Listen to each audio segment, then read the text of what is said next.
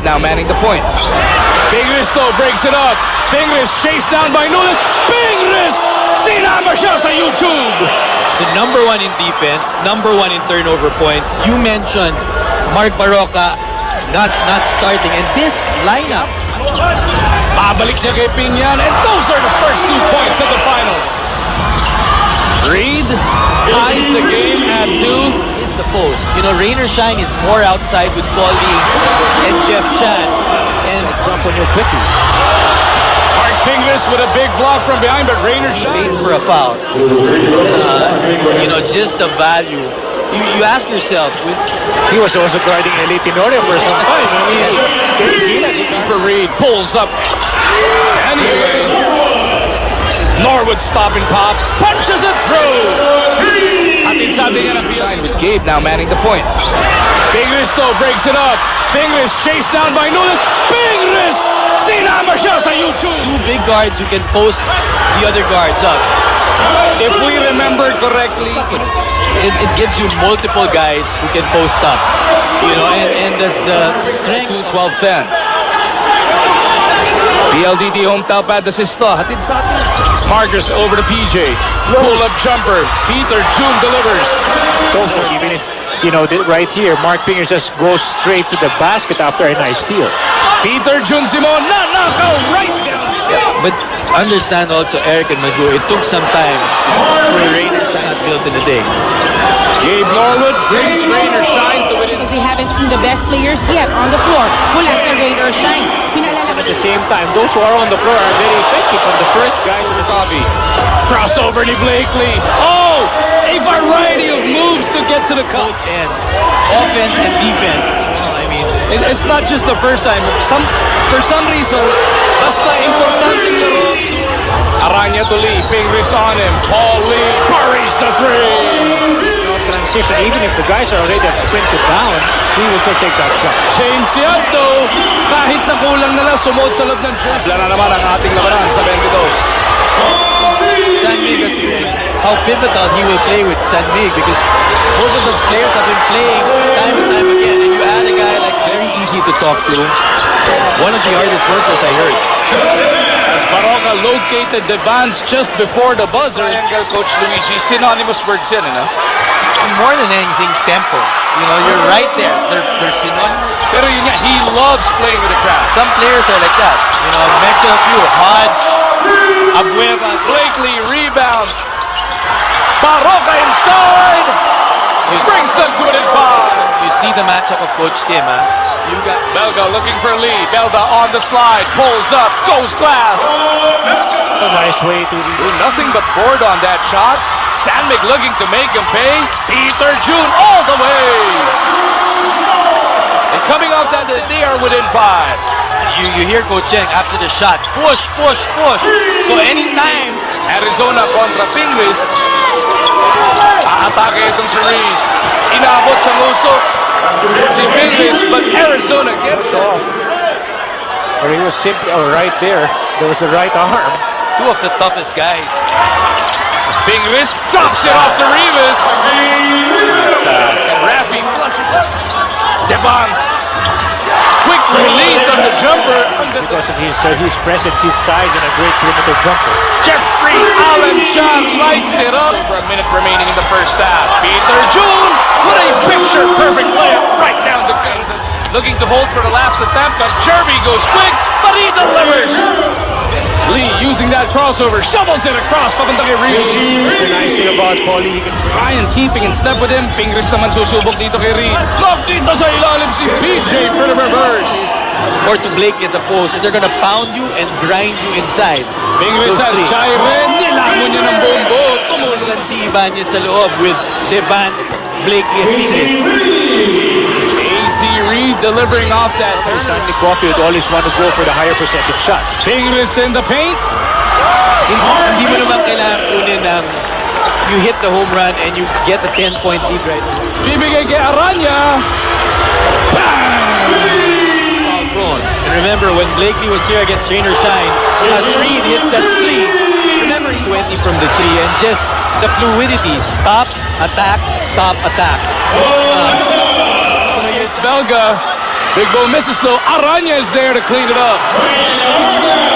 That's what I call just simply being. And Joe Devance is there for the layup. No. Devance rebound, put back is good. That three-point shot has nearly abandoned San Miguel so far. Both ends of the court. Yung kotse ni Eric may 6-gear Ferrari. Masakay naman. So some signs of life na mula dito sa Super Coffee Mixers. Closer, 16-foot jumper. Diubra, Blakely underneath, plays it off. That's something that will fire him up. Post, he can get you in the drive, he can get you the three-point shot. Chan pulls the trigger. Bang! Baliksi with time winding down, spins against Chan. The floater is good. Now, and again, you see a quick score by Rainer Shine. Now also you notice Rainer Shine, parang mas ingat sila. That the tempo was at a different level as Jeff Chan gets a nice backdoor cut. Dito kay Jeffrey Allen Chan. First make that 15. Kita si Malisi. Playing with a pull-up over Chan. He'll for two shots. He's built for the triangle. You know, he reminds me of who really can attack you from several spots on the floor. Baliksi goes to SMC coach team reminded the Mixers to be more aggressive sa rebounding. Mas matatangkad daw sila, pero natatalo sila sa area na yon. They should also be smart enough to match sa inyo. Thank you, Erica. Melton through a Sanggalang pick. Sanggalang on the slide, di nakita. Melton to the rack, gets the basket. Sama Melton. Out to Belga. Big Bo, one dribble pull-up. Goes glass to drop the deuce. Maliksi. Fearless on that shot. Long two is good. Sit off to Sanggalang. Alain Maliksi. Alain Maliksi delivers against all kinds of pressure. And then on the very next sequence, he decides to provide for Ian Sanggalang. That has brought them to within 3. Goes over to Sanggalang. Ian carves out some space, glides against Belga. Ian Sanabayo, hatid sa atin ang Honda Wave 125, swak sa gilas mo. Yap, off the curl. His foul. He was on the weak side of the triangle, and he was able to get that ball. James takes care of the first as we take a look at this Photon Tornado Drive. Brought to you by Photon. Empower your... Melton.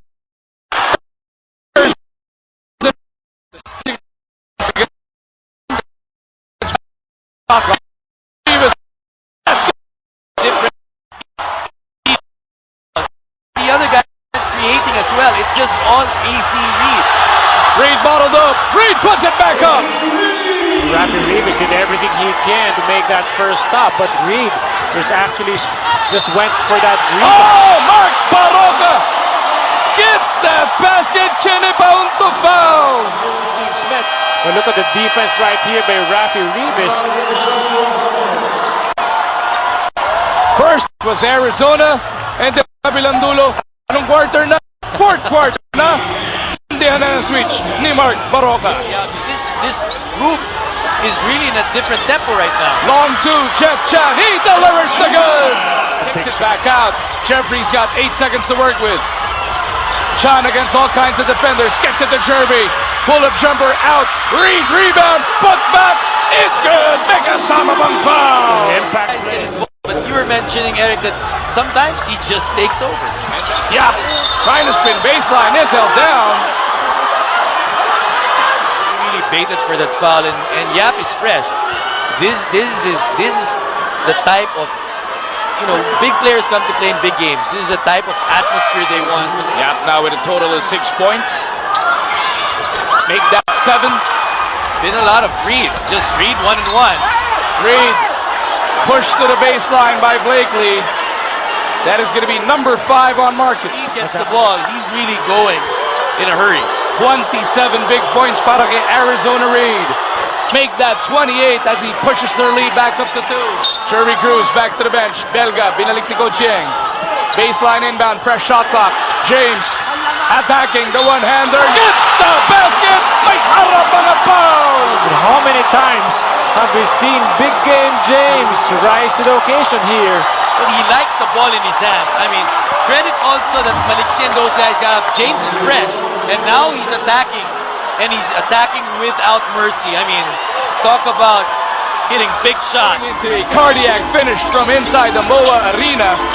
Siguraduhin ding meron kayong katabi.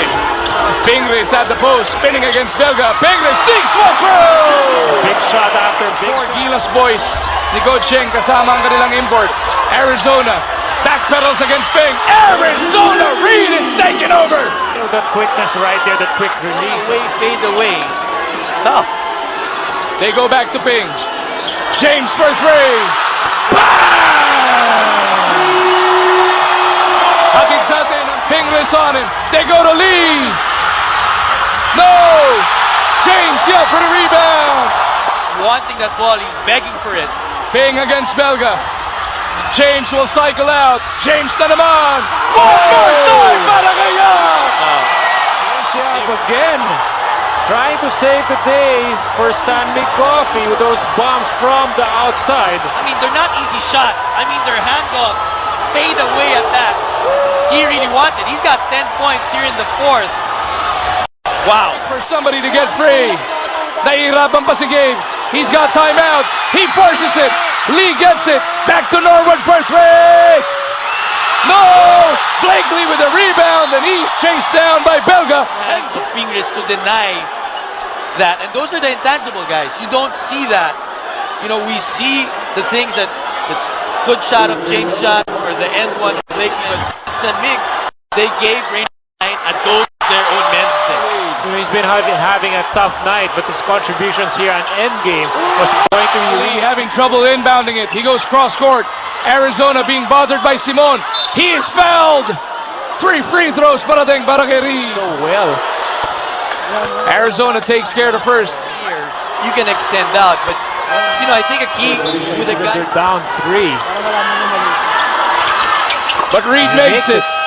And now they will play the foul. Good inbound. Gets it over papunta kay PJ Simon. And it is going to be Peter June. Oh, he misses on the first. 3 of 5 from that free throw line. Make that 4 of 6. Reed will come out. Lee goes all the way to the corner. Paul, step back, puts it up. No whistle at the buzzer. Ball And fake. San Mig will take game 1. Coach Yang still furious there, feeling that he should have gotten a call. Let's see this out. Here he comes in, Paulie, and then you'll see, guys. He'll fake one dribble, and then he needs space. He leans straight into Pingris. You know, hard to say. This is a harder angle to see. He moved back, and then Paulie kind of went straight into him. Be interesting to see with Perry. Pingris had to get to him, and Pingris kind of jumped up, and then he showed on the way down. He has his hands up, but he had to get near Paulie. Great fishing expedition by Paulie.